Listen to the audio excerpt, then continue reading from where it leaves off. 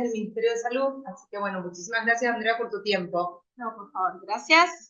Gracias a ustedes por estar aquí en este horario. Es un horario difícil, así es que trataremos de que no se duerman, que podamos entretenerlos en este ratito.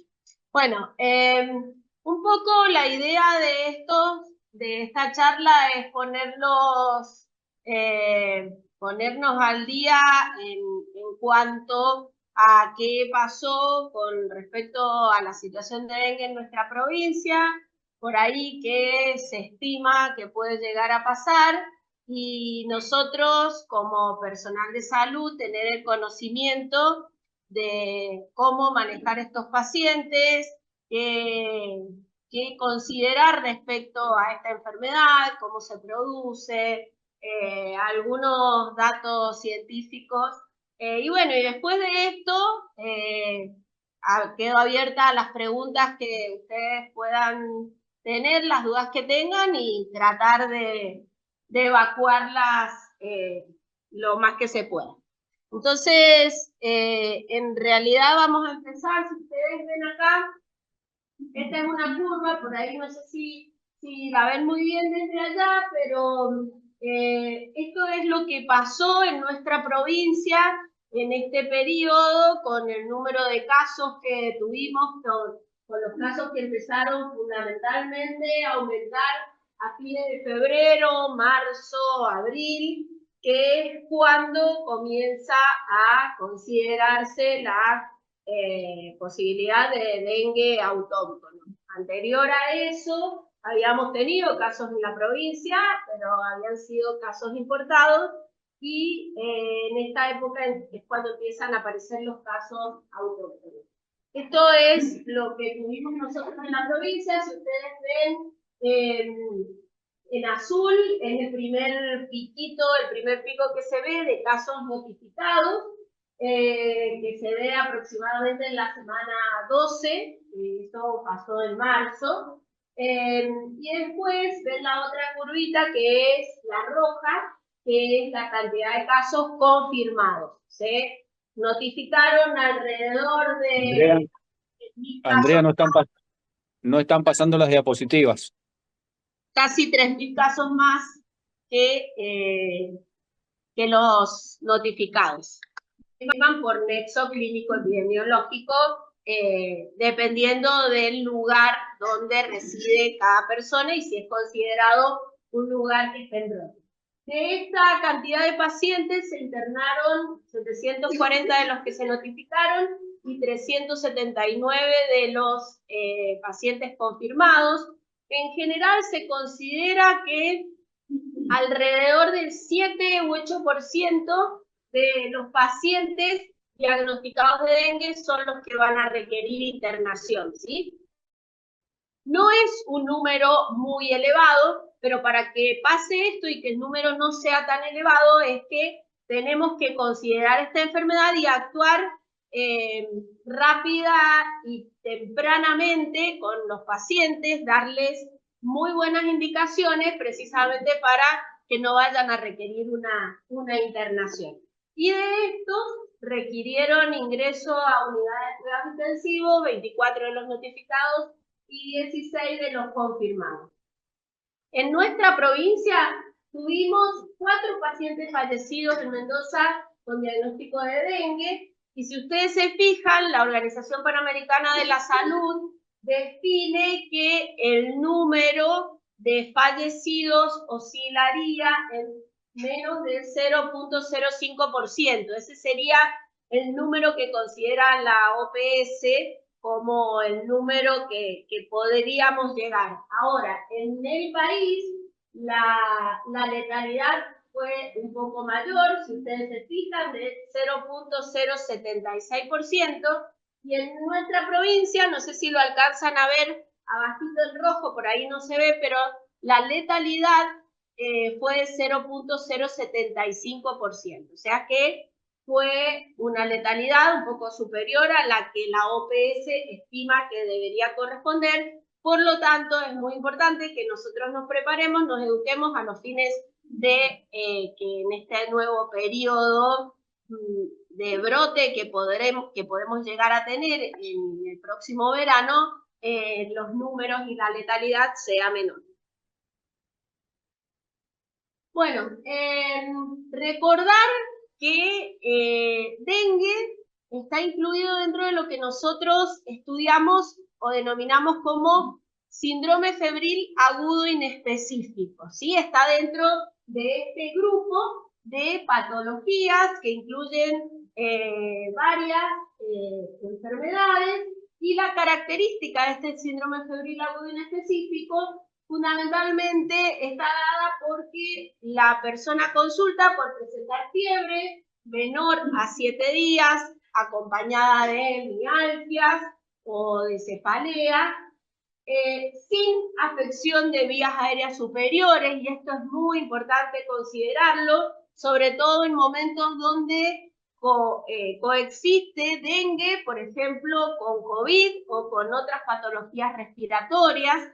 Por ahí la sintomatología es muy similar, y uno de los elementos importantes que nos hace poder diferenciarlos es esto, la afección de vías aéreas superiores. En general, dengue o síndrome febril agudo inespecífico por estas patologías no se presenta con compromiso de vías aéreas superiores, y lo otro necesario es que no tenga una etiología definida para que nosotros lo vayamos a incluir como dentro del síndrome febril agudo inespecífico.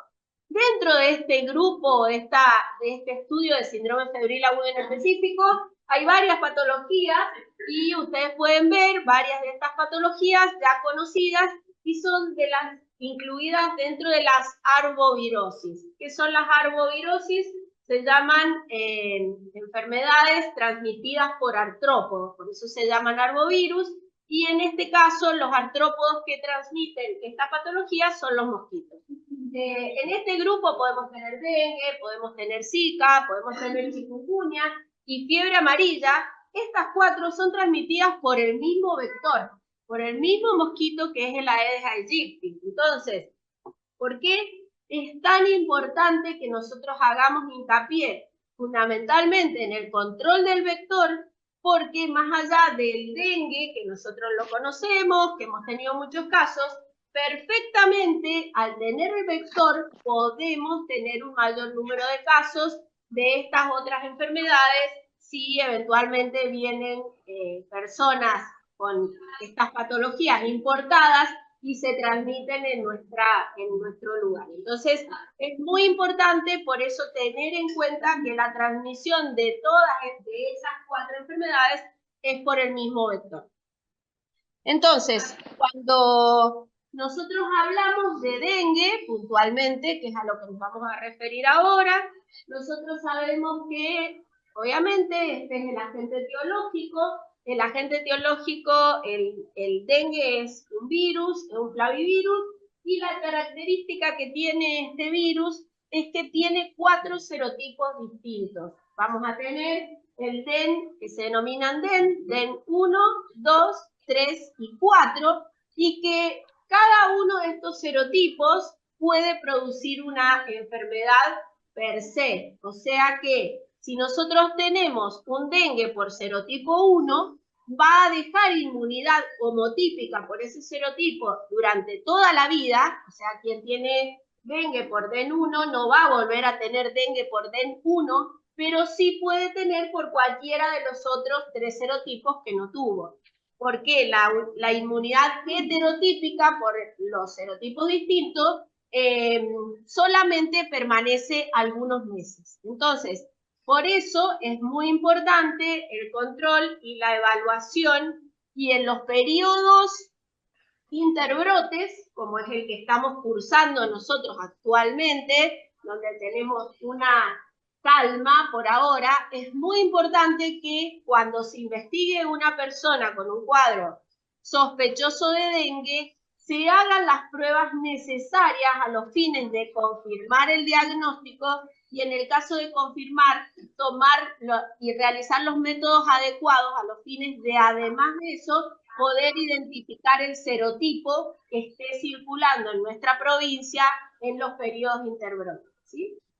Entonces, eso es muy importante considerarlo, porque también, dependiendo de varias situaciones, la mayoría de los cuadros clínicos de dengue se presentan como formas leves. En realidad el 80% se puede presentar asintomático. De ese porcentaje que presenta síntomas, la gran mayoría presenta cuadros leves, pero hay un pequeño porcentaje de personas que puede presentar cuadros graves, y esto depende de varios factores. Algunos serotipos pueden tener mayor gravedad que otros, pero también una situación que está considerada como mayor riesgo de gravedad es cuando se produce una hora después. Todos nos vamos a usar una hora antes de irnos. La segunda vez que se cursa la enfermedad puede haber mayor riesgo de gravedad. Por eso ¿sí?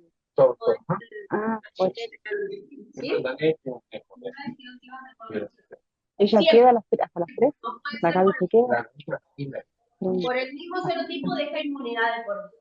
Entonces, siempre va a ser por otro serotipo, por lo tanto, una persona puede llegar a tener, si estuviera en el mundo, 4 veces el virus.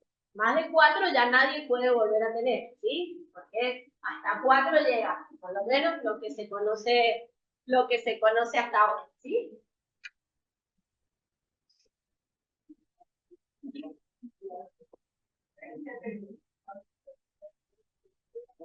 Vamos a ver qué pasa.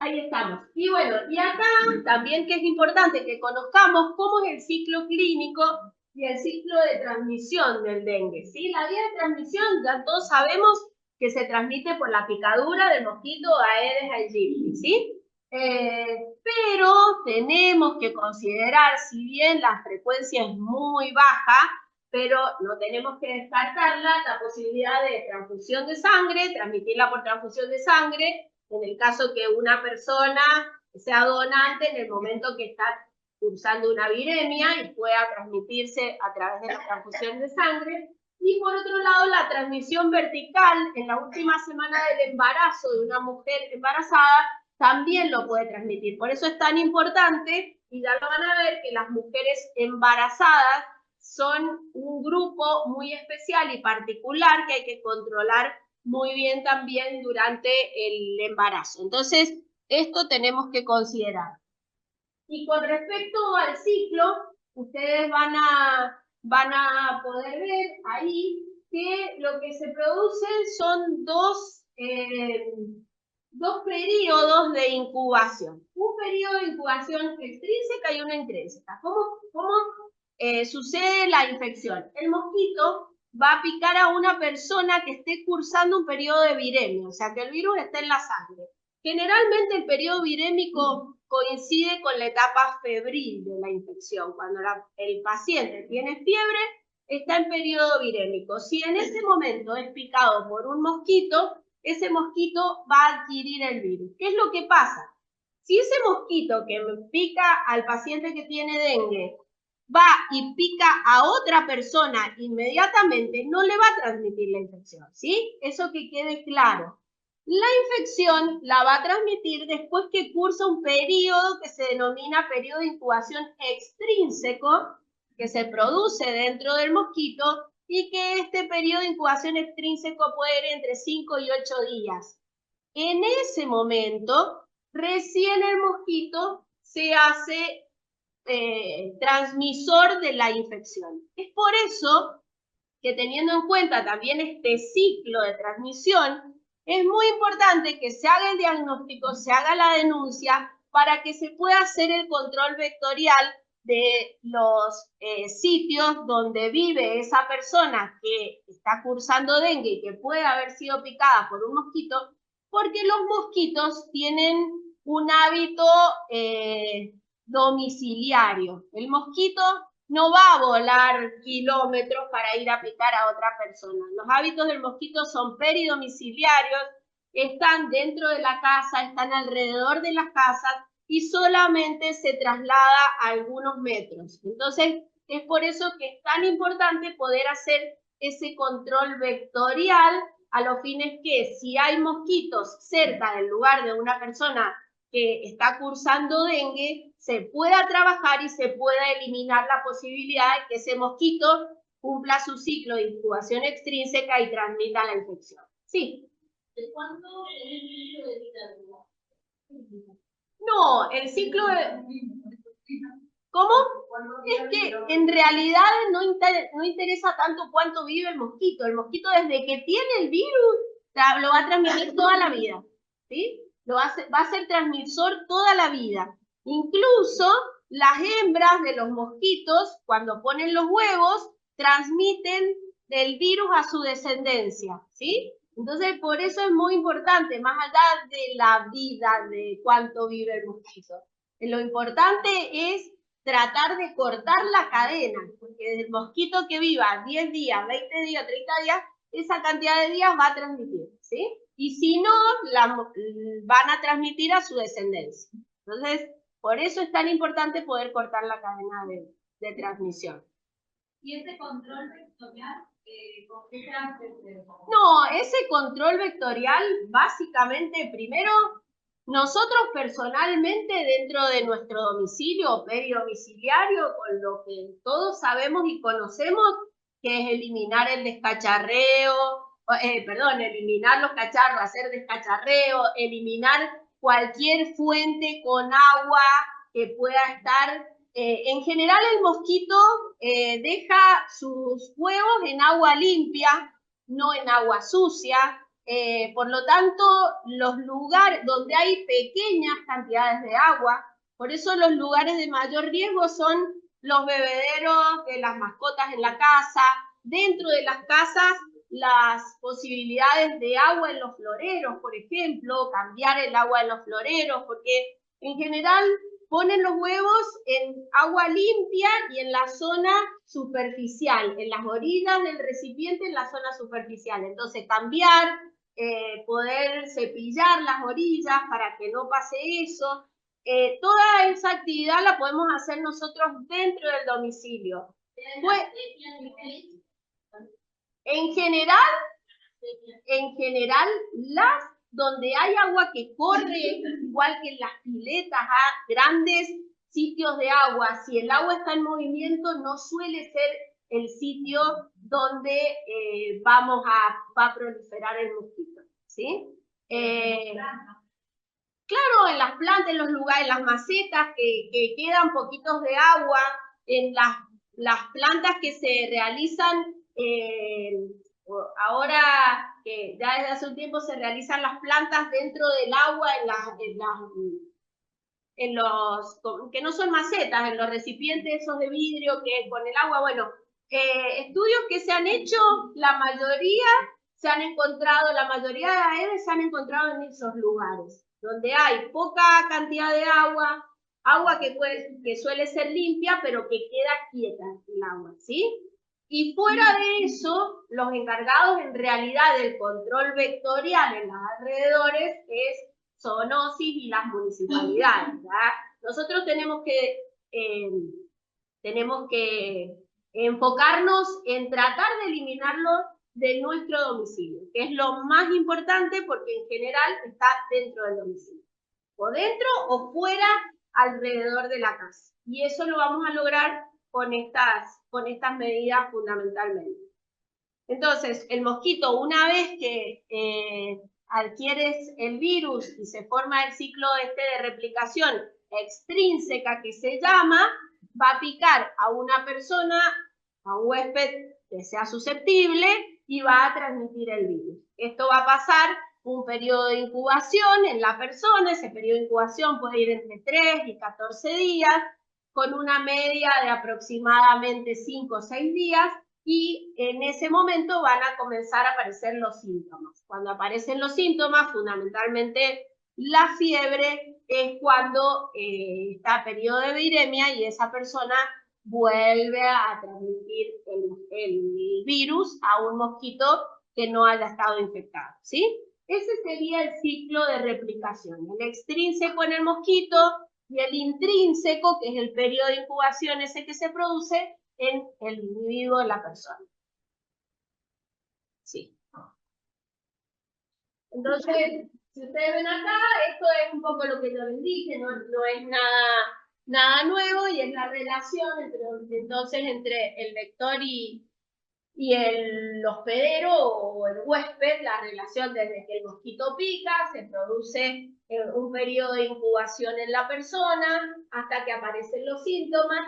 Puede muchas veces hasta 24, a veces hasta 48 horas antes de aparecer la fiebre, el virus puede estar circulando en sangre y ya puede transmitir, se puede transmitir a un mosquito que no esté cursando, que no tenga el virus. Entonces, por eso es tan importante, y es tan importante prevenir las picaduras, ¿no? Porque incluso una persona puede transmitir el virus antes de empezar con la fiebre. Entonces, es muy importante esto a los fines de poder evitar o cortar la cadena de transmisión, ¿sí?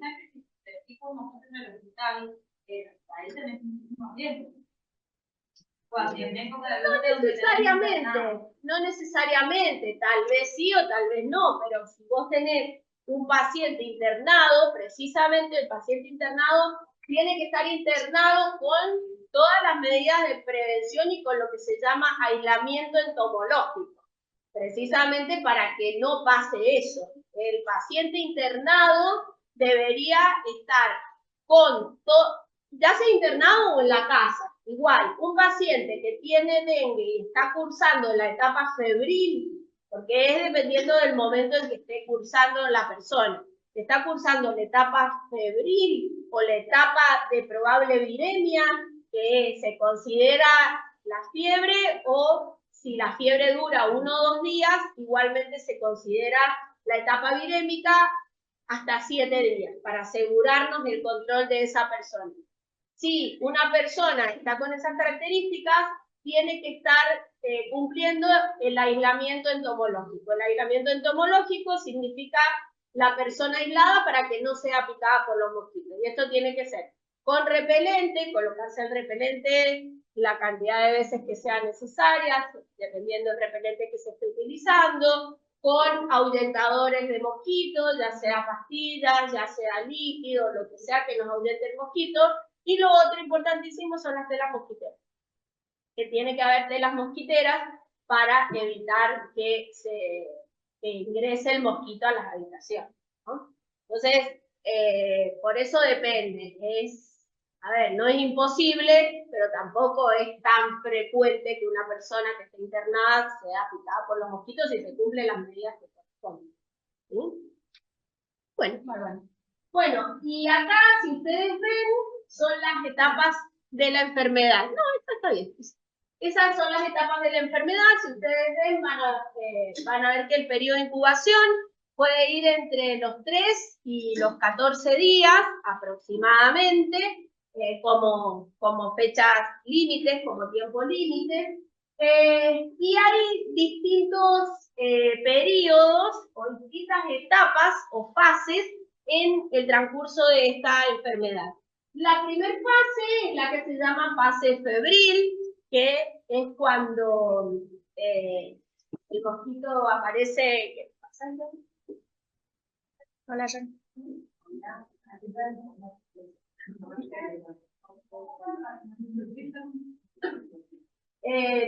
La primera etapa o la fase febril, que es la que se caracteriza por esto que yo les comenté, que el paciente presenta fundamentalmente fiebre, pero otros síntomas como cefalea, dolor de cabeza, astenia, mialgia, dolores musculares, dolores articulares.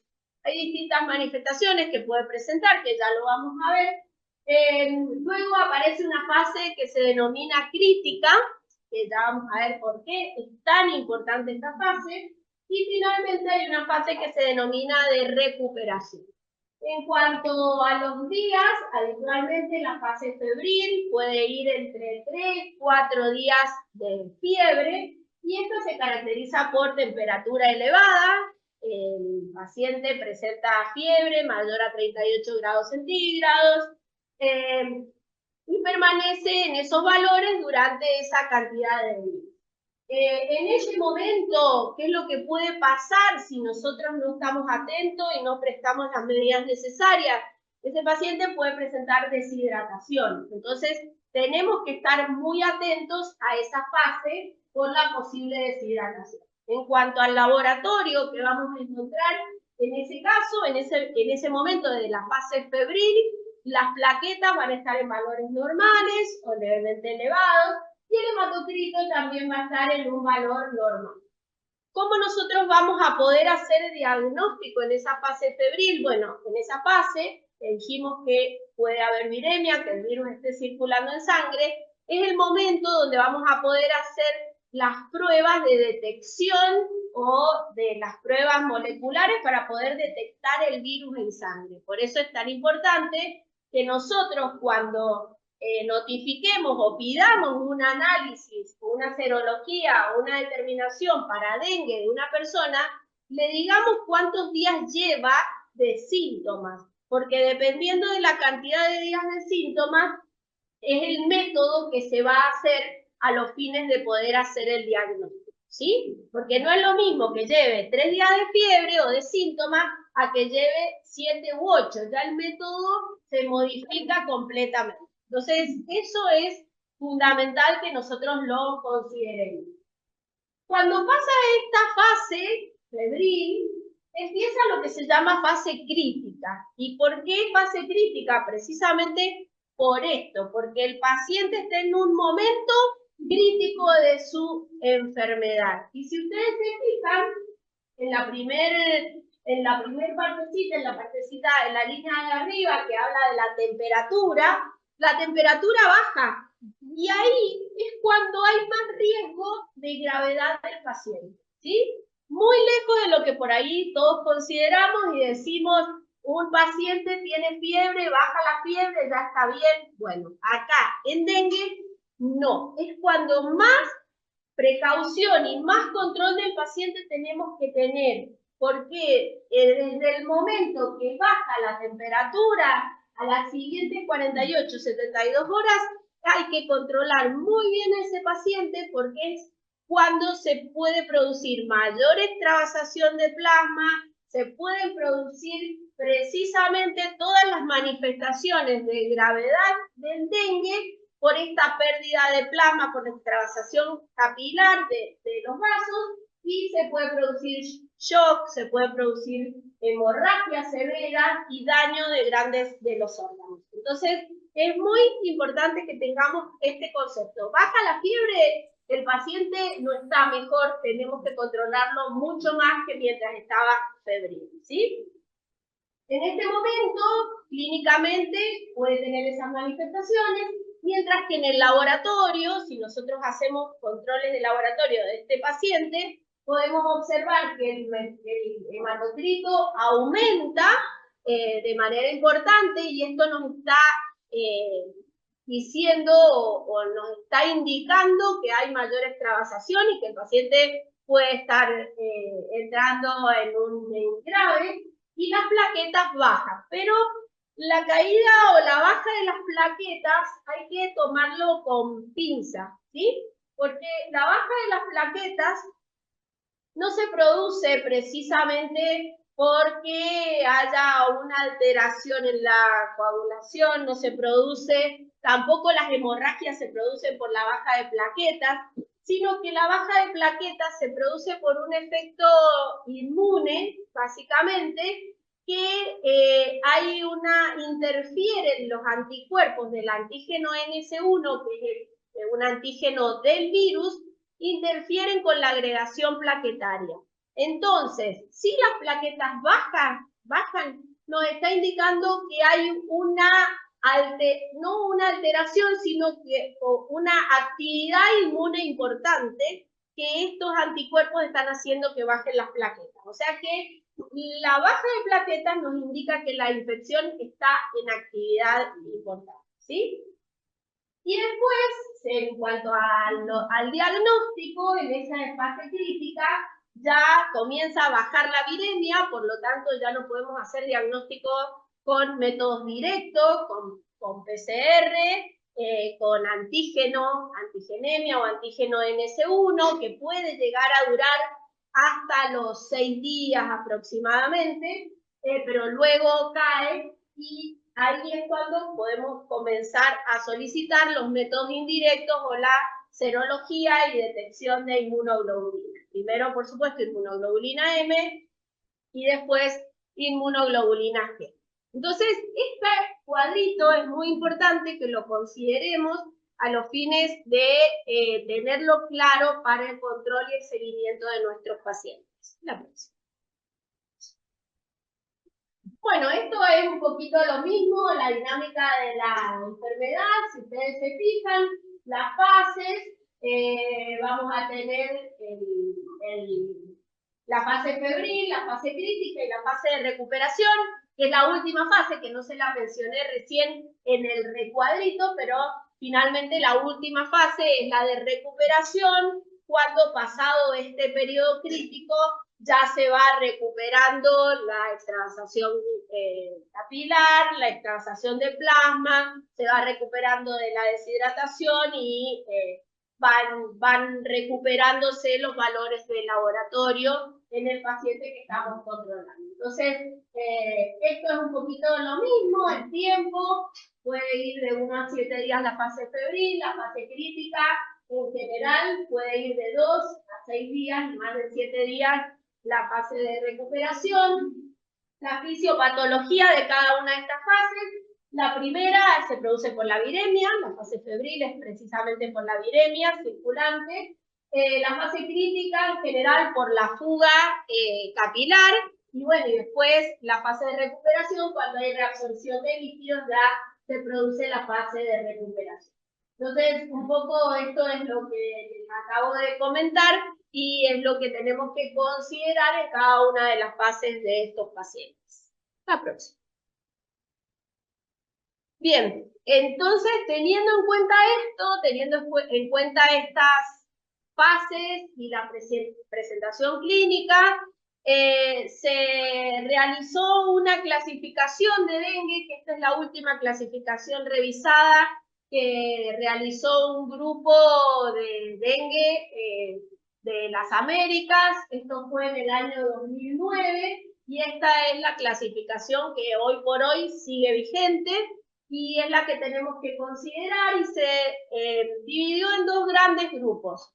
Uno que era de dengue, que puede ser con o sin signos de alarma, que ya vamos a ver cuáles son los signos de alarma que hay que considerar, y después el otro gran grupo es el de dengue grave, específicamente.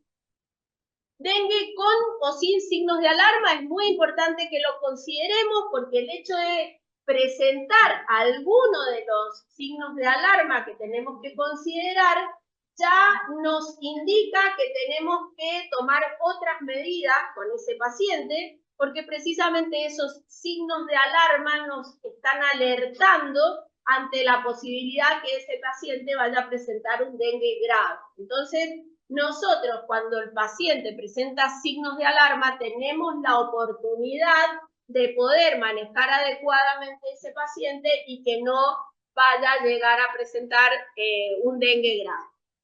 Entonces, dentro de los pacientes sin signos de alarma, es el típico dengue que nosotros conocemos, que es paciente que puede presentar fiebre y 2 o más de los siguientes signos, ¿sí? O síntomas. Fiebre siempre, cuando nosotros consideramos, tiene que tener fiebre porque está dentro de lo que nombramos como síndrome febril agudo inespecífico. Entonces, la fiebre tiene que estar asociada a 2 o más de los siguientes signos o síntomas: náuseas y o vómitos, rash, puede tener un rash, cefalea, dolor retroocular, mialgias, artralgias, prueba de torniquete positivo. Si tuvimos la posibilidad de realizar una analítica, la leucopenia, y dependiendo de la situación epidemiológica en la cual se esté considerando, tener en cuenta si vive o viajó a una zona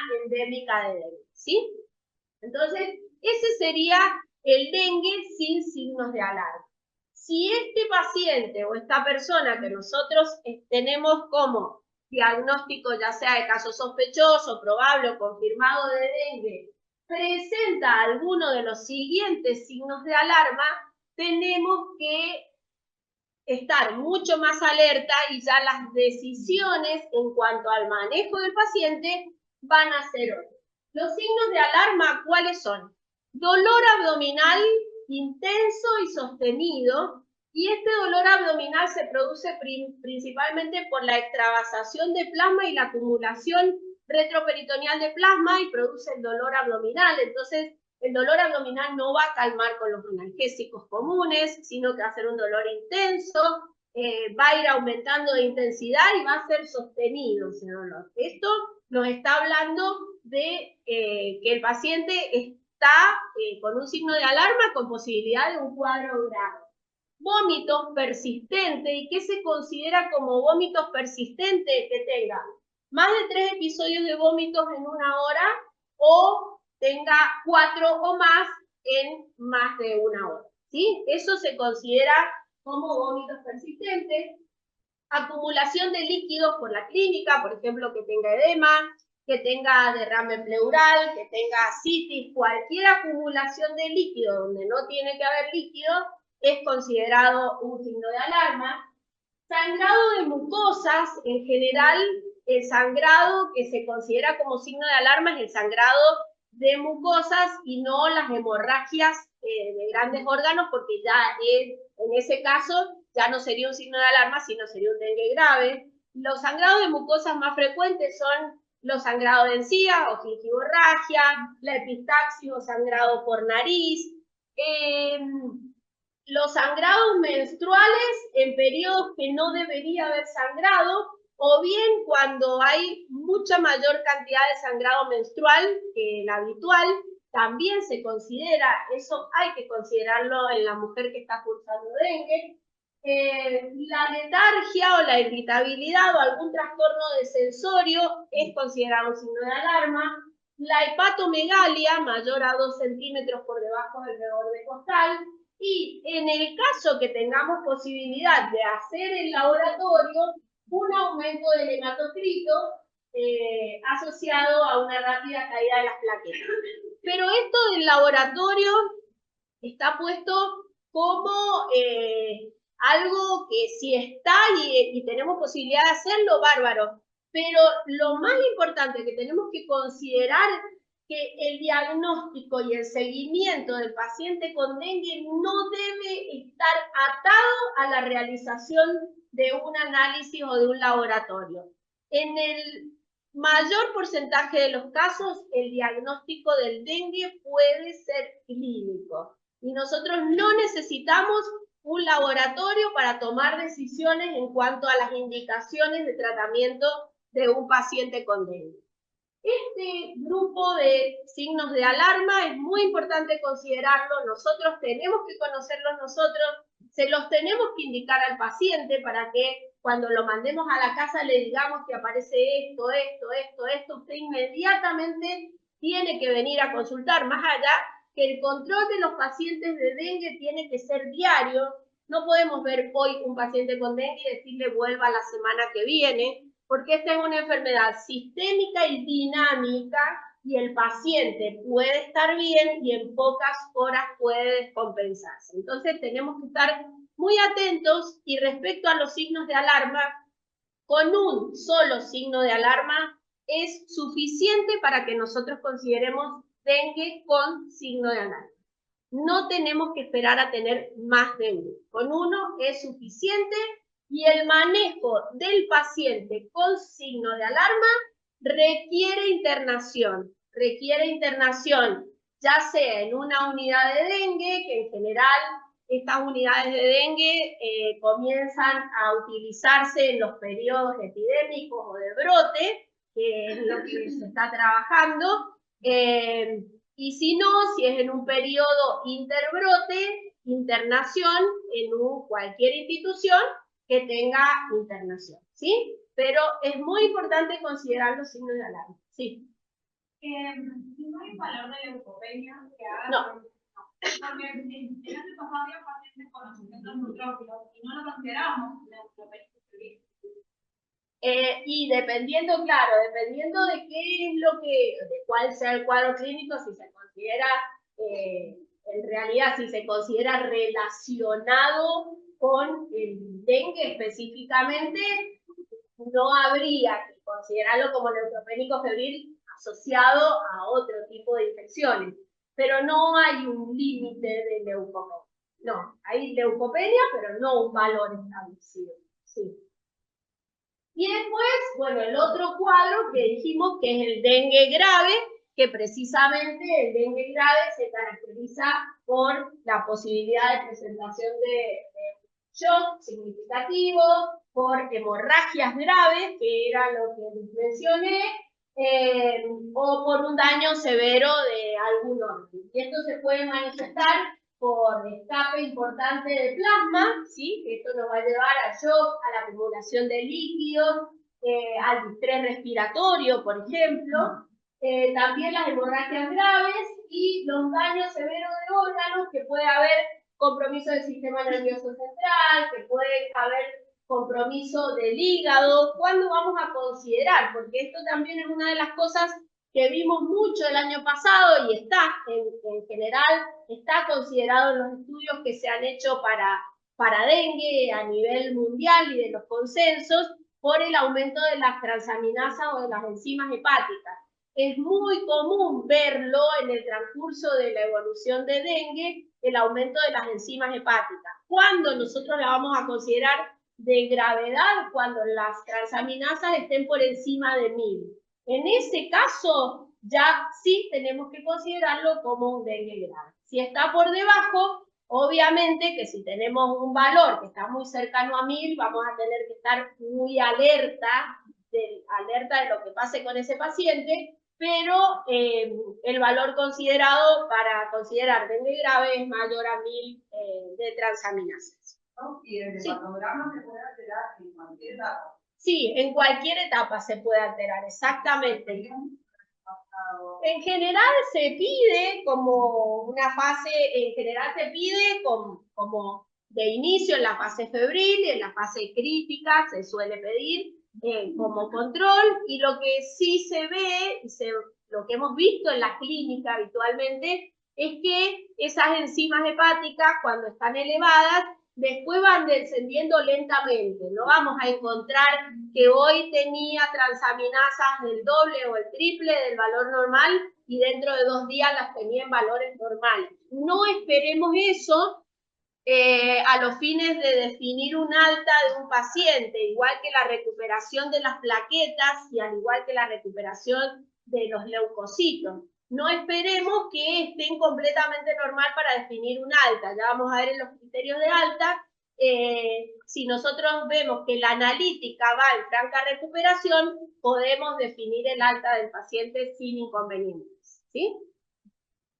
Y respecto a la definición de caso sospechoso, ustedes acaban de ver un poquito lo que hemos hablado y que ya todos lo conocen también, pero que vamos a definir como caso sospechoso de dengue a toda persona que presenta fiebre de menos de 7 días de evolución, sin otra causa que nos pueda justificar este cuadro de fiebre, y que está acompañada de 2 o más de los siguientes síntomas, cuando estamos dentro del grupo de los síntomas que hablamos, que nos indicaba caso sospechoso de dengue, o cualquiera de los signos de alarma que hablamos, o bien cualquiera de las manifestaciones de un dengue grave. En ese caso, vamos a considerarlo como caso sospechoso de dengue, y la metodología diagnóstica también va a depender del momento que estemos cursando en nuestro medio respecto a la situación epidemiológica de la enfermedad. ¿Sí? La próxima. Bueno, entonces, nosotros, ¿qué acciones tenemos que tomar cuando tenemos un paciente sospechoso de dengue? ¿Sí? Nosotros, viene un paciente a la consulta, lo evaluamos, lo interrogamos, lo evaluamos, vemos que encuadra dentro del paciente con diagnóstico de caso sospechoso de dengue, lo primero que tenemos que identificar es ese paciente en qué fase de dengue se encuentra, si está en la fase febril, si está en la fase crítica porque ya pasó la fiebre y tenemos que considerar fase crítica, o eventualmente puede estar también en la fase de recuperación, ¿sí? Una vez que nosotros identificamos eso, tenemos que ver, por supuesto, el estado hemodinámico y de hidratación de ese paciente. Tenemos que hacer una correcta y exhaustivo examen físico a los fines de hacer control de signos vitales, evaluar la tensión arterial, evaluar la presión del pulso, el llenado capilar, que no tenga signos de deshidratación ese paciente. Es fundamental el examen físico correcto. Posterior a eso, tenemos que identificar si presenta o no signos de alarma. Cualquiera de los signos de alarma que nosotros mencionamos, tenemos que identificar si están o no presentes. Otro elemento muy importante que nosotros tenemos que considerar en estos pacientes, una vez que clínicamente lo evaluamos, tenemos que saber si tiene condiciones coexistentes o eventualmente riesgo social, porque esto también nos va a sumar a la hora de definir el manejo del paciente. Si es un paciente que vamos a poder manejar ambulatorio o es un paciente que vamos a tener que manejar en una institución en internación. Entonces tenemos que saber si el paciente tiene otras comorbilidades, si es hipertenso, si es diabético, si tiene obesidad, si tiene insuficiencia renal, si tiene coagulopatía, si una mujer que esté embarazada. Todas esas situaciones tenemos que identificarlas y también tenemos que identificar el riesgo social del paciente, porque si nosotros sabemos que a este paciente lo tenemos que controlar a diario de una forma u otra, ya sea presencial, virtual, telefónico, de la forma que sea, si es un paciente que está en riesgo social, que vive solo, que vive muy alejado de un centro de salud, que no comprende las indicaciones que le demos, son todas situaciones que tenemos que considerar a la hora de definir el manejo de estos pacientes. Por último, vamos a solicitar el laboratorio, siempre que lo tengamos disponible, como les dije. El manejo de estos pacientes no está condicionado a un laboratorio. Cuando lo tenemos disponible, por supuesto que lo vamos a solicitar, por lo menos determinaciones básicas, como las que hemos hablado, un hemograma, una función renal, una función hepática, tenemos que considerarla. Y también considerar si es necesario hacer una confirmación diagnóstica, también dependiendo de la situación epidemiológica en la cual nos encontremos. Y algo que no debemos dejar de realizar y que es importantísimo es la notificación. La persona del sistema de salud que toma contacto con un paciente sospechoso de dengue debe realizar la notificación correspondiente para que se tomen las medidas adecuadas de control vectorial que comentamos hace un ratito. Entonces, teniendo en cuenta esto, nosotros vamos a tomar decisiones de cómo vamos a manejar el paciente. Entonces, como ustedes ven, realizar la anamnesis y el examen físico, evaluar la presencia de signos de alarma, solicitar analítica en el caso de ser disponible y la notificación inmediata. Nosotros tenemos que confeccionar inmediatamente la ficha epidemiológica correspondiente, que eso va a depender también, repito, de la situación epidemiológica en la cual nos vamos a encontrar, va a ser la ficha que vamos a confeccionar o la metodología de notificación que vamos a llevar a cabo. Y esto nos va a permitir realizar una correcta investigación epidemiológica del caso, realizar las acciones de bloqueo correspondientes del vector, derivar la muestra al laboratorio en caso de solicitar un test para confirmar el diagnóstico, y también vamos a estar cumpliendo con la ley de notificación obligatoria, porque esta es una enfermedad de notificación obligatoria por ley y debemos cumplir.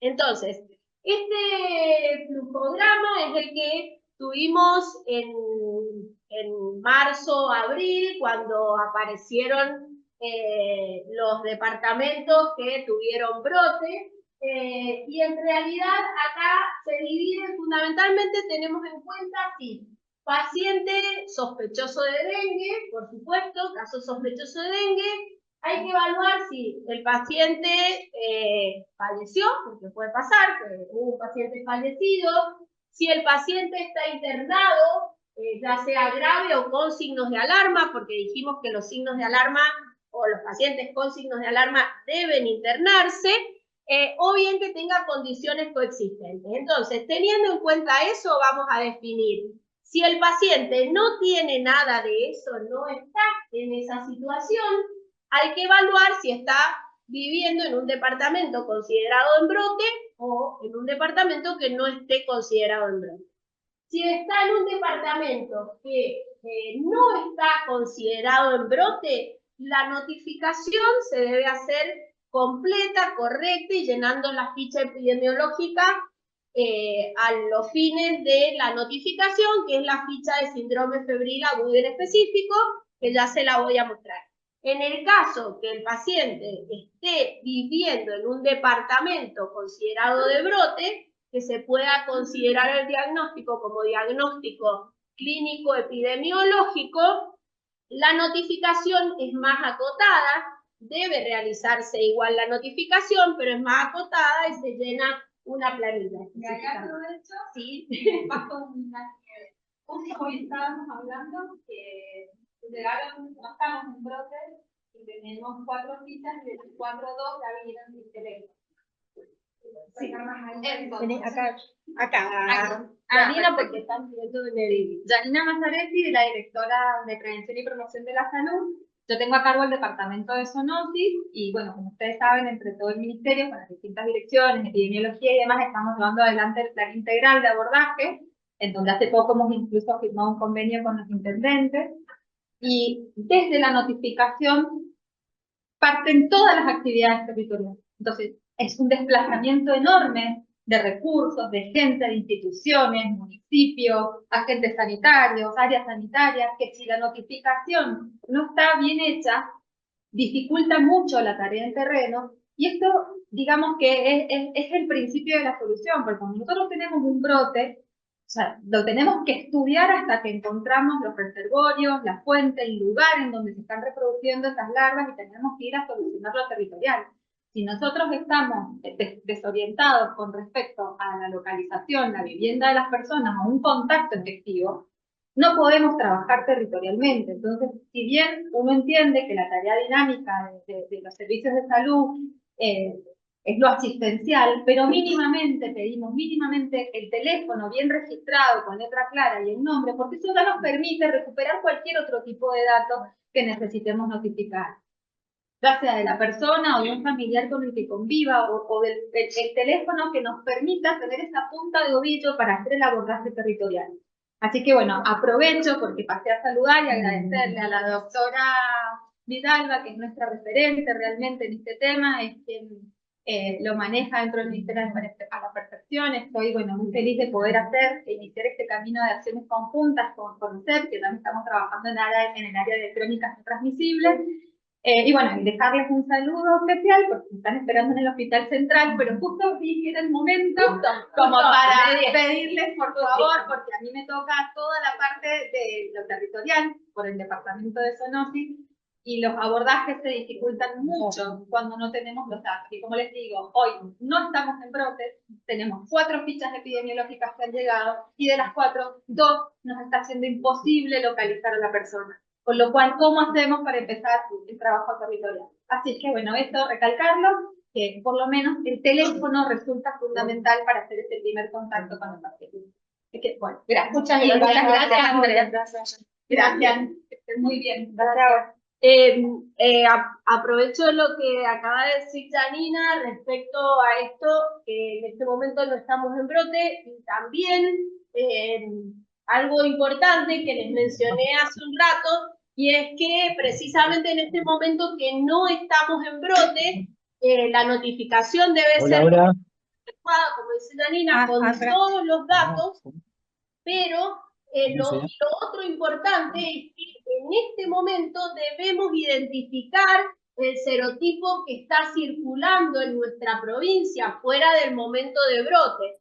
Por lo tanto, tratemos todo lo que se pueda de no solicitar en este momento test rápidos para diagnóstico de dengue, porque el test rápido identifica el antígeno NS1, pero no nos identifica el serotipo. La única forma de identificar el serotipo es haciendo PCR. Entonces, solicitar el estudio precozmente en el momento que pueda estar cursando una viremia el paciente, porque es en el único momento donde vamos a poder hacer PCR e identificar el virus y el serotipo, pero precisamente en estos momentos tratemos de no hacer diagnósticos o solicitar test rápidos porque no nos van a servir. El momento de brote sirven dependiendo del lugar y las indicaciones están dadas, pero en este momento todo caso sospechoso de dengue debe identificarse completamente en lo posible, ¿sí?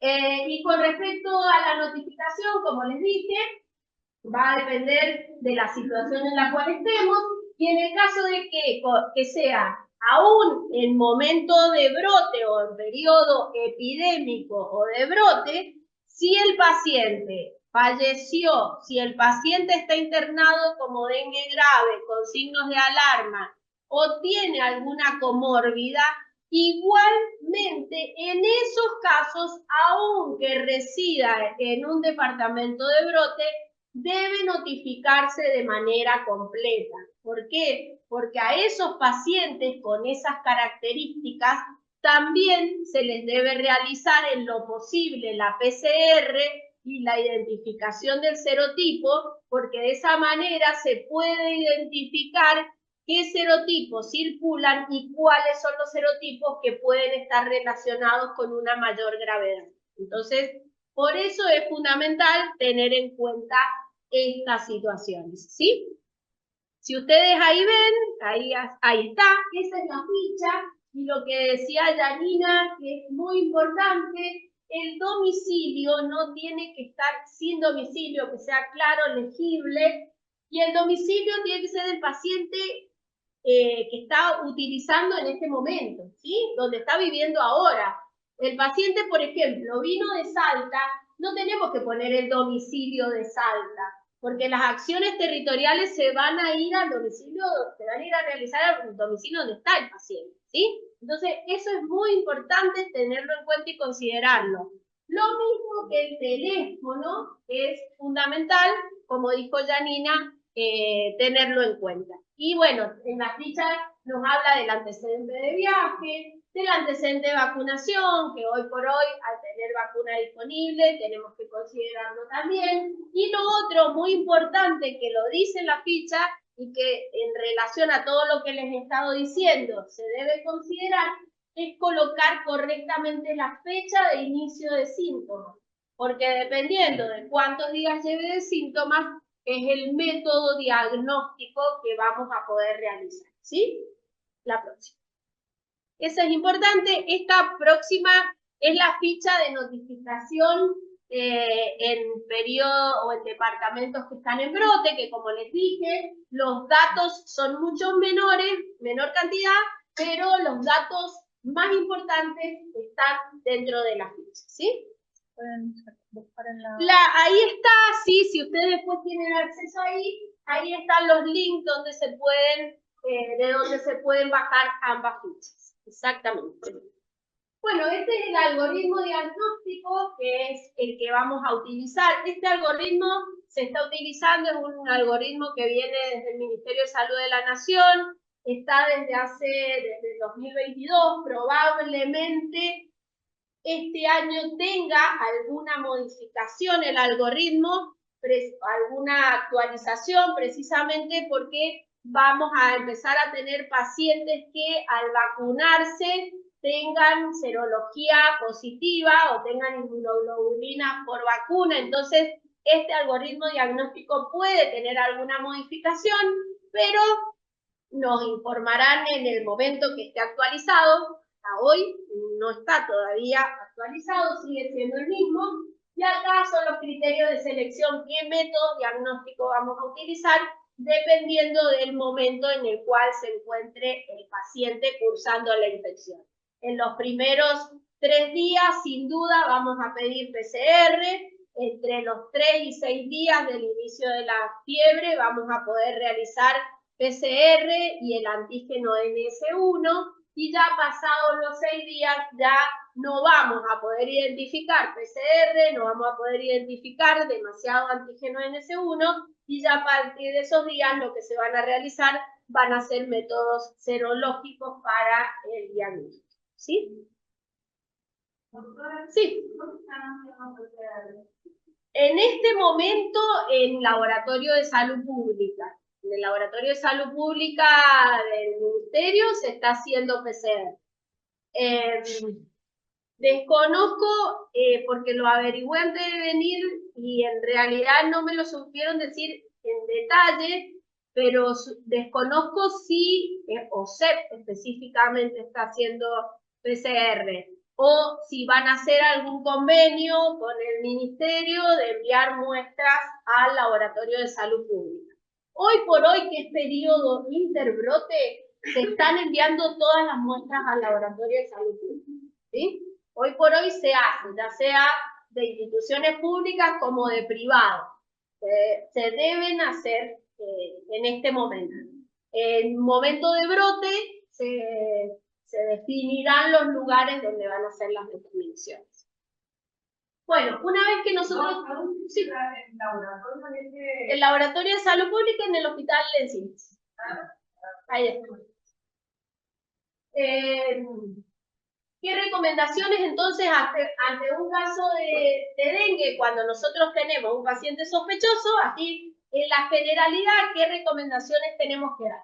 Primero que nada, adoptar las medidas de protección personal que van a evitar las picaduras del mosquito, que es lo que se denomina aislamiento entomológico, que es lo que hablamos hace un ratito, de qué se debe hacer con una persona que está cursando la fase febril de dengue, aislamiento para que no sea picado por los mosquitos. ¿Y esto qué medidas contiene este aislamiento? Utilizar acción de repelentes, en lo posible ropa clara que cubra los brazos y las piernas, utilizar los ahuyentadores de mosquito domiciliario, ya sea pastilla, ya sea líquido, lo que sea que pueda ahuyentar los mosquitos, colocar mosquiteros, tela mosquitera en puertas y ventanas, y en el caso de bebés hay que colocar tul en las cunas, en los cochecitos, porque los bebés, en general, en los bebés muy pequeños, no está recomendado la utilización de repelentes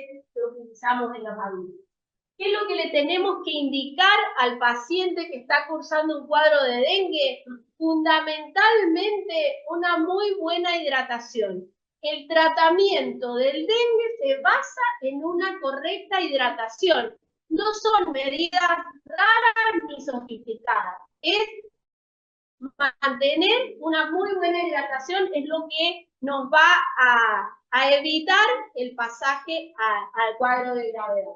No automedicarse, fundamental este punto. No se recomienda, ya todos lo saben, pero recalcamos, no recomendado el uso de antiinflamatorios no esteroides. No están indicados ni hay evidencia científica que el corticoide sea efectivo en el dengue. Como antitérmicos están indicados solamente el paracetamol y eventualmente la dipirona. Ningún otro antitérmico está indicado.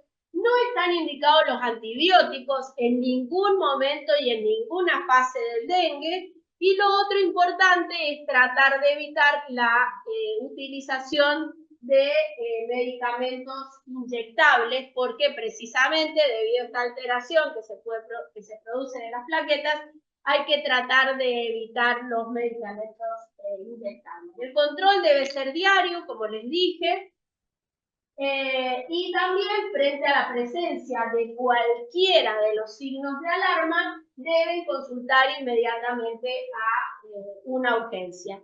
Y por último, acá en este listadito, no es que sea lo último que voy a hablar, sino lo último del listadito, es que explicarle al paciente esto que hemos estado charlando, que a pesar que la fiebre baja, el paciente no está mejor. O lejos de pensar que está mejor, en realidad tenemos que estar más atentos que nunca en este momento, ¿sí? Entonces, teniendo en cuenta todo esto que hemos hablado, se han dividido al dengue en 4 grupos, ¿sí? O categorías clínicas. La categoría clínica A, que es el paciente que tiene dengue sin ningún signo de alarma, sin ninguna comórbida, sin ninguna otra patología extra, y ese paciente puede manejarse perfectamente en su domicilio. El manejo de ese paciente es con todas las indicaciones en su domicilio. Después hay un grupo B que está subdividido en B1, que es el paciente que tiene dengue pero tiene alguna comorbilidad, puede tener cualquier comorbilidad o riesgo social, y entonces en ese caso, dependiendo del paciente y dependiendo del control que nosotros vayamos a poder hacer, vamos a poder manejarlo en el domicilio o lo vamos a tener que derivar a una internación dependiendo de cuál sea la comorbilidad o el riesgo social del paciente. Después tenemos el grupo B2, que el grupo B2 es el de los pacientes con signo de alarma, al menos un signo de alarma, es indicación de grupo B2 y es indicación de internación, ya sea en una unidad de hidratación de dengue o bien en una internación, en una institución donde tenga internación general. Y después, el cuarto grupo es el grupo o categoría clínica C, que en este grupo se incluyen los pacientes con dengue grave. Estos pacientes requieren internación en una unidad de cuidados intensivos, ¿sí? Estos son los 4 grupos y es la categoría clínica que nosotros vamos a tener que definir, ¿sí? Vamos a ver. Bueno, después, entonces acá no nos vamos a detener mucho en esto, pero para que ustedes sepan, cada una de estas categorías clínicas tiene su indicación de manejo, cómo debemos manejarlo a estos pacientes, y esto está en las guías, ¿sí? No es algo que no lo vamos a encontrar en ningún lado, ustedes ya van a ver, yo ya les voy a mostrar guías prácticas que vamos a poder tener al alcance. Hay guías del ministerio donde está cada uno de estos detalles y guías prácticas que nosotros vamos a poder, escaneando el QR si queremos, vamos a poder tener muy rápidamente todo el manejo de cada uno de estos pacientes. Entonces, es muy importante considerarlo. Solamente les voy a mencionar esto del grupo A, que es el paciente sin comorbilidades que vamos a mandar a la casa control. Acá lo fundamental son las indicaciones que dijimos. Antitérmicos, solamente paracetamol o dipirona. Una correcta hidratación, eso es fundamental. En lo posible, indicarle hidratación con sales de rehidratación oral sería el ideal. Tener mucho cuidado con la hidratación solo con agua, porque esto nos podría traer mayor extravasación y mayor complicación. Entonces, en lo posible, si se dispone sale de hidratación oral, sería el ideal. Si no, jugos de frutas, leches. Las bebidas isotónicas hay que tener cuidado, porque en realidad no es el contenido de electrolitos que tienen las bebidas isotónicas, no es el ideal. El ideal es la sal de rehidratación, exactamente. Y la cantidad que tiene que tomar, ¿sí? Va a depender si es un niño, si es un adulto. En un adulto, mínimo, si es sale de rehidratación oral, mínimo 5 vasos de 250 por día de sales de rehidratación oral, sumado al resto de lo que tomen, ¿sí? Pero eso es muy importante considerar en el tratamiento y en la indicación. que se vaya con la indicación muy clara de la aparición de cualquiera de los signos de alarma que hemos mencionado, ¿sí? La próxima, eso es más o menos lo mismo que estuve hablando.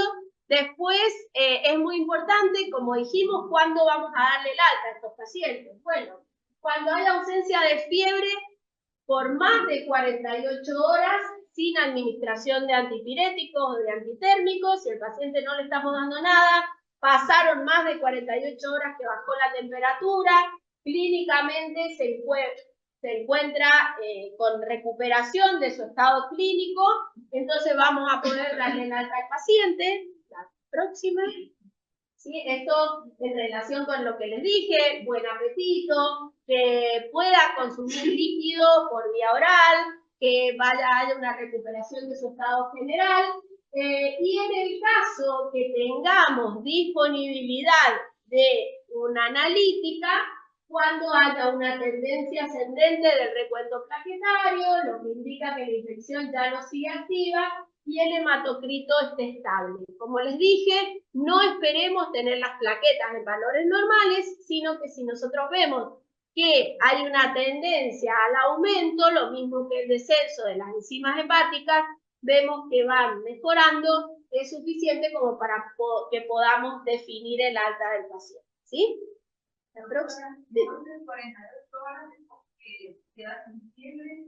¿Sí? Sin fiebre y sin antitérmicos, exactamente. Si el paciente ya pasó las 48 horas, no tomó ningún antitérmico y ya pasó esas 48 horas y el paciente no ha presentado ninguna manifestación de gravedad y los demás determinantes están correctos, como hemos hablado, tendencia al aumento de las plaquetas, si tenemos la analítica, que tolere bien líquido por vía oral, que tenga buen estado de ánimo, o sea, va relacionado con la clínica, por supuesto, y en ese caso sí, ya le podemos dar el. Y después, el grupo B1, que es que tiene condiciones coexistentes, que va a depender el manejo de la condición coexistente que tenga el paciente. Si en ese caso el paciente no tolera los líquidos por boca y es necesario que instauremos rápidamente una hidratación endovenosa, es fundamental que lo que se utilice para rehidratar a estos pacientes sean el Ringer lactato o la solución fisiológica. No se debe utilizar nunca dextrosa al 5% en el paciente con dengue porque puede aumentar la extravasación de plasma. Entonces, tenemos que indicar cristaloides como son el Ringer o la solución fisiológica, y cada cosa tiene definido cuál es el goteo, a cuántos miligramos kilo, que no nos vamos a detallar acá, pero sí está indicado en cada uno de estos algoritmos cómo debemos manejar a estos pacientes, ¿sí? Después, eso ya es más o menos lo mismo. Y después tenemos el grupo B2, que no nos vamos a detallar, y el grupo C, que son los pacientes que vamos a tener que tener indefectiblemente internados. Esto es lo mismo, el criterio de alta del grupo B1 es lo mismo que hemos hablado, y estos son los grupos B2 y grupo C, que también cada uno de ellos requiere un manejo particular de estos pacientes, pero ya en internación. Ya estos pacientes no los vamos a manejar ambulatorio de ninguna manera. Entonces, ¿qué es importante? ¿Cómo vamos a estar organizados los servicios? Lo ideal sería que en momentos de brotes o epidémicos haya una unidad o un área de febriles de atención de estos pacientes y que se pueda hacer un triage y poder saber si está en verde, amarillo, rojo el paciente, dependiendo de la situación, a los fines de tomar decisiones rápidas, porque les dije, esto es dinámico y el paciente se puede descompensar muy rápidamente. Tenemos que tener los elementos mínimos para hidratarlos a estos pacientes, ya sea sales de rehidratación oral o rigen lactato o solución fisiológica, guías, tenemos que contar sí o sí con tensiómetros, tenemos que contar con todos los elementos para un correcto examen físico del paciente y tenemos que realizar un correcto y adecuado examen físico del paciente. Entonces, si ustedes se fijan, yo les traje esto para que vean, no van a poder verlo desde allá, pero la idea es que este es el algoritmo clínico de dengue que está en la página del Ministerio de Salud de la Nación, ¿sí? Nosotros en Mendoza tenemos guías, tenemos algoritmos, tenemos guía de bolsillo, que ya les voy a decir cómo la pueden buscar en internet, y esta es la que ha sacado Nación recientemente, hace unos poquitos días, y nos indica desde el caso sospechoso de dengue cómo tenemos que ir actuando con estos pacientes. Y finalmente, cuando nos lo divide en el grupo A, grupo B1, B2 y C, sí tenemos dos opciones. Si queremos esto mismo, pero la próxima, por favor. Pero indicado por cada caso en particular, tenemos el algoritmo de manejo de cada uno de estos casos. Si queremos lo imprimimos y si no lo queremos imprimir, escaneando el QR que estaba en el afiche que les mostré recién, van a poder acceder a cada uno de estos manejos de los pacientes de dengue, como para tener una guía práctica y rápida para poder manejar a estos pacientes. Entonces, ¿qué premisas tenemos que considerar en el manejo de dengue? Primero, que es una enfermedad sistémica y dinámica. Eso que nos quede grabado. La adecuada y exhaustiva evaluación física del paciente y control de signos vitales es fundamental. Nos permite determinar el estado de gravedad del mismo. Los servicios de salud deben estar adecuadamente organizados para la atención de estos pacientes en épocas de brote. Es importante que todos los profesionales de la salud sigan los mismos lineamientos para el manejo de estos pacientes, por eso es muy importante que conozcamos estas guías y sepamos cómo actuar, realizar un correcto triage en el momento de la consulta del paciente. Es fundamental que el profesional de atención primaria conozca los criterios o las condiciones por las cuales deben derivar al paciente con dengue. Y en los casos en que el paciente sea derivado, esto es muy importante, si el paciente tiene que ser referenciado a un centro de mayor nivel, siempre debe iniciarse la estabilidad del paciente, la estabilidad hemodinámica del paciente previo a su derivación.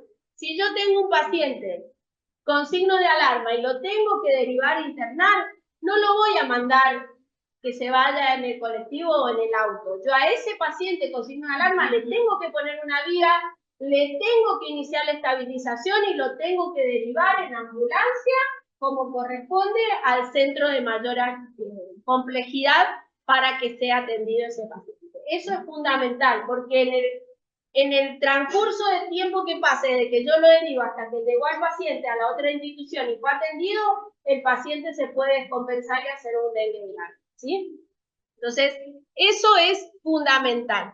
Entonces, recordar esto, enfermedad sistémica y dinámica, tener en cuenta que todo paciente que cumple la definición de caso sospechoso de dengue debe manejarse como si tuviera dengue, no esperar el resultado de los laboratorios específicos si se hubiese realizado, y el manejo y seguimiento de los pacientes es clínico y no espera de un resultado de laboratorio para manejar un paciente con protocolo de dengue puede aumentar la mortalidad de los mismos.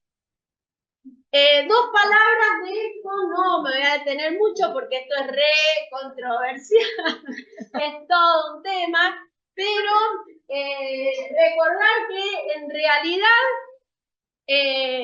esto del manejo de los pacientes con dengue, en este caso, y de las arbovirosis, se debe cumplimentar toda una serie de estrategias de gestión integrada, que una sola acción no sirve, por eso es que se está trabajando mucho en planes estratégicos de gestión integrada, donde van a estar actuando el área de epidemiología, el área de control vectorial, el área clínica, esto relacionado con la gestión, y acá estaría incluido dentro de todo este plan de gestión la posibilidad de vacunas, ¿sí?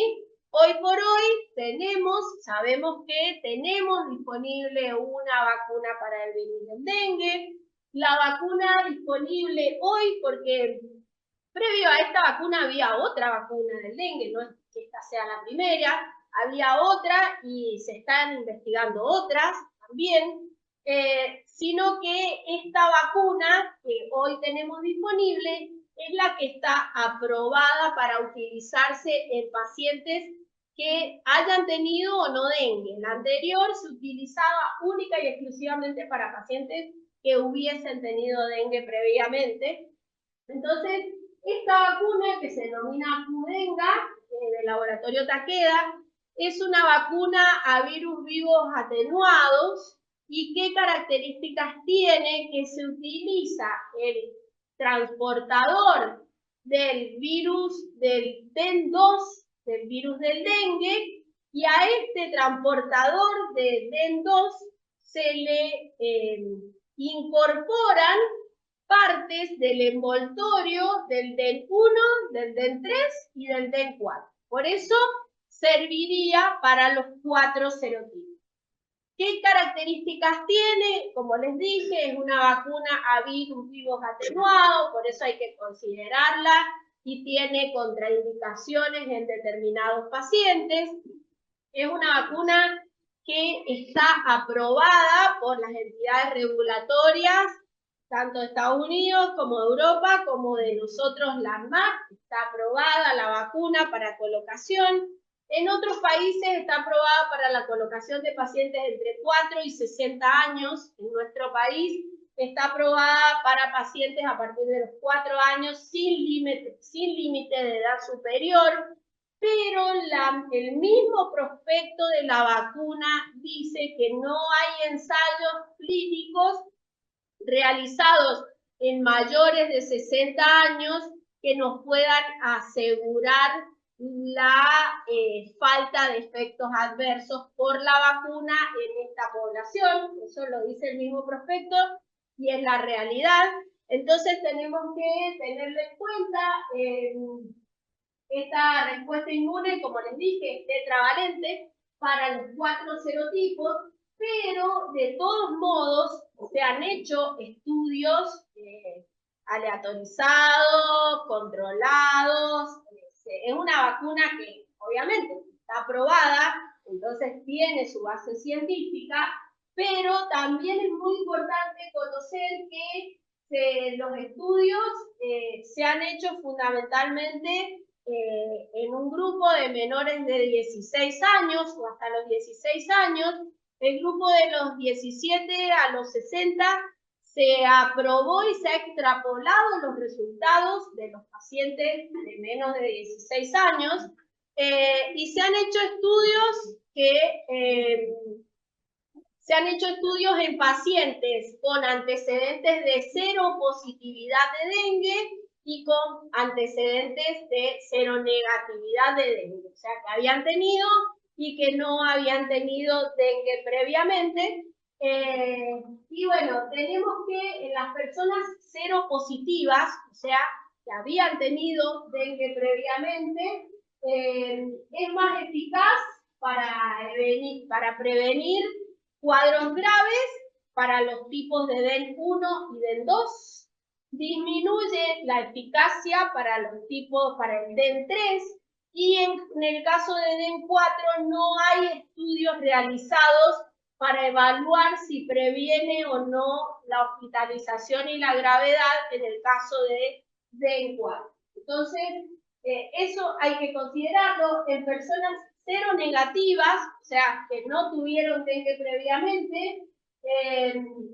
En general, la vacuna no mostró efectividad para prevenir DEN3 y DEN4, que era lo que yo les decía, y por supuesto que es una vacuna que está aprobada con un máximo de 5 años, entonces no podemos tener o sea, sabemos que hasta 5 años dura la vacuna, no sabemos más allá porque tampoco hay tiempo suficiente de prueba de la vacuna para que podamos saber si dura más tiempo. Hay buen perfil de seguridad entre los 4 y los 60 años, como les dije, más de 60, nadie dice que sea mala o que haga mal, pero no se sabe, básicamente, ¿sí? Entonces, eso tenemos que considerar.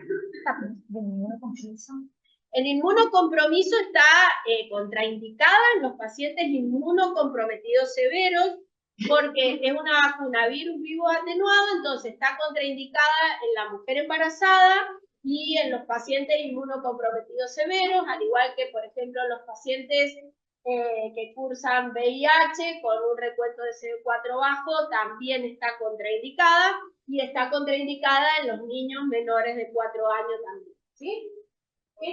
Sí. Sí, nosotros en nuestra provincia el mayor número de casos fue por serotipo 2, algunos muy poquitos por serotipo 1 y un solo paciente por serotipo 3, pero que venía de afuera. No fue un paciente que hubiese tenido serotipo 3 desde nuestra provincia. El circulante ha sido el 2. Fundamentalmente, del 1 y el 2. Sería efectiva para prevenir gravedad en el caso de que siga persistiendo el serotipo 2. Exactamente. Esto es un consenso que se realizó del Grupo Asesor de Expertos de Inmunizaciones de la Organización Panamericana de la Salud. Y esto en realidad ellos, la OPS, indica que la vacuna tetravalente viva atenuada contra el dengue desarrollada por Takeda ha demostrado eficacia contra los 4 serotipos del virus en niños seropositivos al inicio, entre los 4 y los 16 años, en países endémicos, y contra los serotipos 1 y 2 en niños seronegativos al inicio, que era lo que les comenté yo recién. En niños seronegativos iniciales, el estudio de la vacuna no demostró eficacia contra la enfermedad sintomática, contra los serotipos 3 y 4 y la hospitalización por el serotipo 3. Hubo muy pocos casos de serotipo 4 hospitalizados para poder evaluar la eficacia. No se puede descartar el riesgo potencial de un aumento de la enfermedad debido a los serotipos 3 y 4 en niños vacunados seronegativos. Este grupo de expertos recomendó que se considere la introducción de la vacuna en entornos con alta carga de morbilidad por dengue y alta intensidad de transmisión para maximizar el impacto en la salud pública y minimizar cualquier riesgo potencial en personas seronegativas.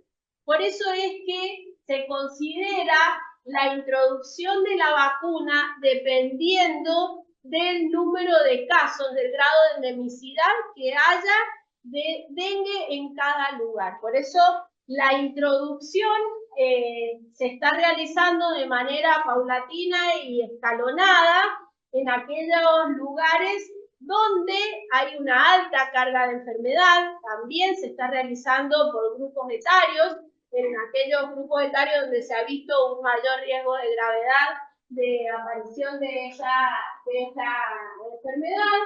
Y lo otro importante es que, como les dije, la mayoría de los estudios realizados en pacientes menores de 17 años se aconseja, esto lo aconseja la OPS, que en aquellos lugares donde se está introduciendo la vacuna en mayores de esa edad, se realice un estudio de fase 4 de población general, considerando y registrando todos los efectos adversos que surjan de la vacuna, cualquier situación relacionada con la vacuna debe registrarse a los fines de considerarse en estos grupos de edad. Entonces, un poco ya para ir terminando, esto es lo que, en relación a esto de la OPS, es lo que se está haciendo en el país. Precisamente esto que les dije, los estudios se realizaron entre los 4 y los 16 años, adecuada eficacia clínica global, un poco, esto es lo que les mencioné, solamente agregar que nuestro país ha sido aprobada para el MAT para su uso a partir de los 4 años, sin límite de edad superior, y que está contraindicada en inmunocomprometidos, embarazo y lactancia. ¿En quiénes estaría indicada la vacunación? En individuos. Eso sí está indicado en individuos de 4 a 60 años de edad que habiten en áreas de riesgo de transmisión, idealmente con infección previa, ¿sí? Idealmente, quien tuvo una infección de dengue, con dengue previamente, estaría indicada la vacunación. Viajeros a áreas endémicas entre los 4 y los 60 años de edad, idealmente con infección previa, dependiendo del destino, del serotipo circulante, de la estación de edad del año y del tiempo de estadía y características del viajero.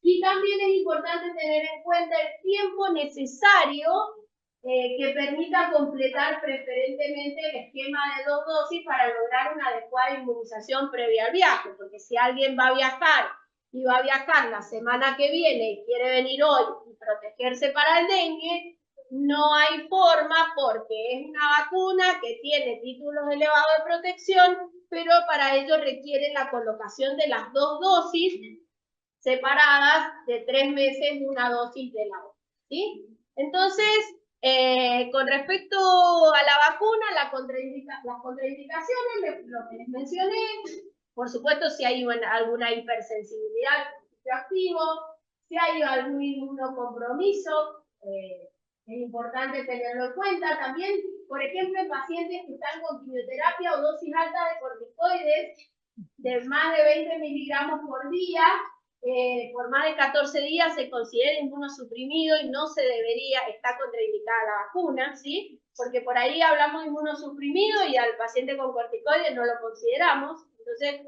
hay que considerarlo. Infección por VIH sintomática o asintomática con evidencia de compromiso inmune, embarazo y lactancia son todas contraindicaciones. En el resto de los pacientes, bueno, esto es lo que les comenté, esto es lo que está haciendo nuestro país, estrategias focalizadas, comenzando por etapas en los sitios donde hay una alta endemicidad. Para ello necesitamos que haya más de 4.000 personas con dengue en 100.000 habitantes. De eso en nuestra provincia no estamos en ese número, al menos no hemos estado, veremos qué pasa. Y por el resto de los pacientes tenemos que considerar casos particulares y puntuales, ¿sí? Nadie está en contra de la vacuna, al contrario, las vacunas son un elemento fundamental para prevenir infecciones, pero tampoco es conveniente que este tipo de vacunas, en este caso, lo indiquemos sin una evaluación previa del riesgo-beneficio del paciente, ¿sí? Y esto es para que vean dónde pueden sacar los recursos si necesitan. A la izquierda de la pantalla, la página del Ministerio de Salud de nuestra provincia, donde dice alertas y boletines epidemiológicos. Ustedes ven acá enfermedades arbovirales y ahí van a encontrar la guía que está actualizada en julio de este año. Van a encontrar distintos elementos, guía de bolsillo.